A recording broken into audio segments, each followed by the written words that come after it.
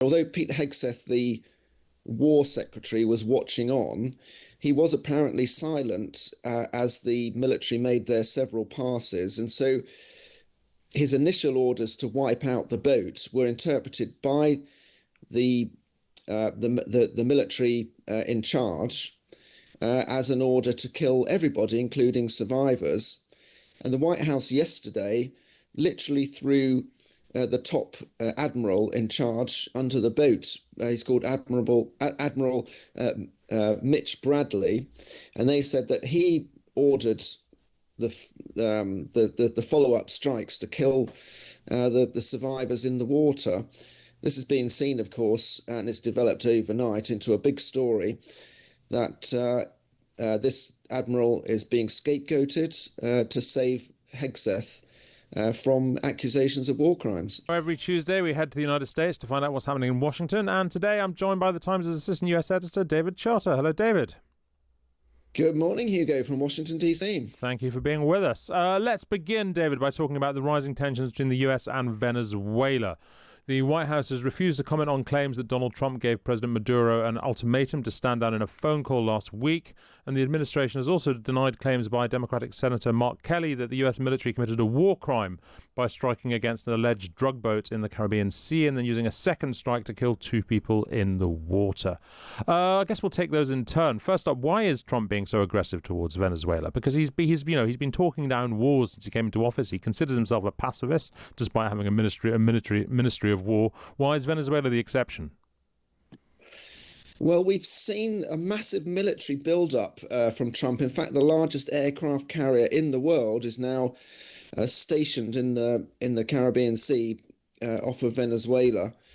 And it seems to be that the America First credo of Trump is being interpreted as an America's first philosophy, because which means that it extends to what they call the hemisphere of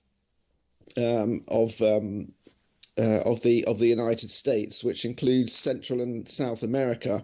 And we've seen, despite expectations that Trump would withdraw and be very much domestically focused, we've seen extraordinary efforts actually to try and influence that region to become conservative and Trump supporting. So money has been poured into Argentina to help shore up the leader there. And in Venezuela, Trump has accused Maduro of actively sending thousands and thousands of migrants, criminal migrants, to America. He's been emptying his jails, according to Trump, and pumping lots of drugs that are poisoning Americans and killing Americans. And that's what he says he's trying to stop with his enormous military buildup around the country. He's trying to stop the flow of drugs. Well, most people say that, in fact, it's pretty clear that the main drug that's killing Americans, fentanyl, doesn't come from Venezuela at all. Yes, there is a cocaine supply to America that is being interdicted when these small boats are being shot out of the water by the American military. But that's regarded as, pardon the pun, just a drop in the ocean of the drug supply to America.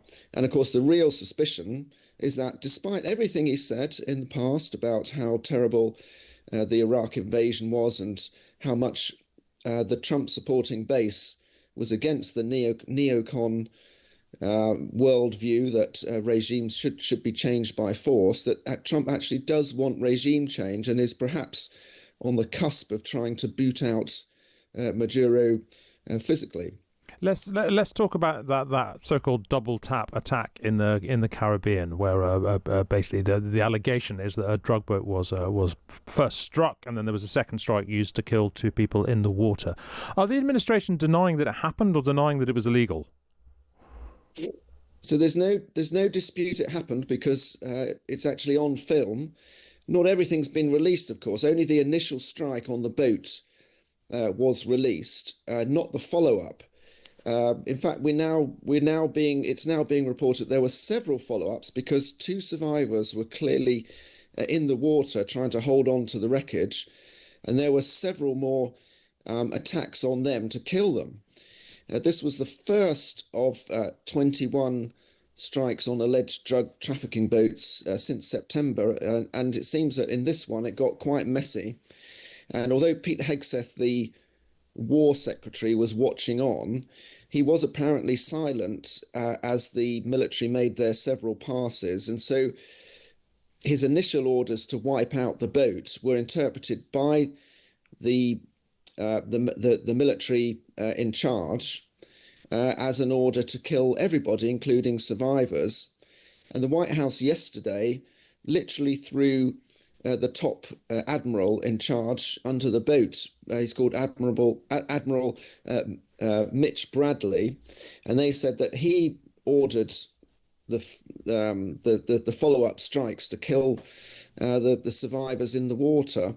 This has been seen, of course, and it's developed overnight into a big story that this admiral is being scapegoated to save Hegseth from accusations of war crimes. I mean, this does sound pretty clearly like a war crime. But I mean, the way that they've been sort of targeting boats in the sea anyway, there are suggestions that those are war crimes too, aren't there? Yeah, the initial justification was made by the Trump administration that America is at war with the drug cartels, and they've been designated foreign terrorist organizations, which makes them a certain level of target for the American military. But throughout this whole thing, even before this incident came to light, as you say, there's been plenty of voices raised in America that this is not within the rules of or within the practice, usual practice of war, or engagement with America's enemies, and especially now that this has been revealed that there were helpless survivors in the water. Why weren't they picked up by one of the many American vessels in the area?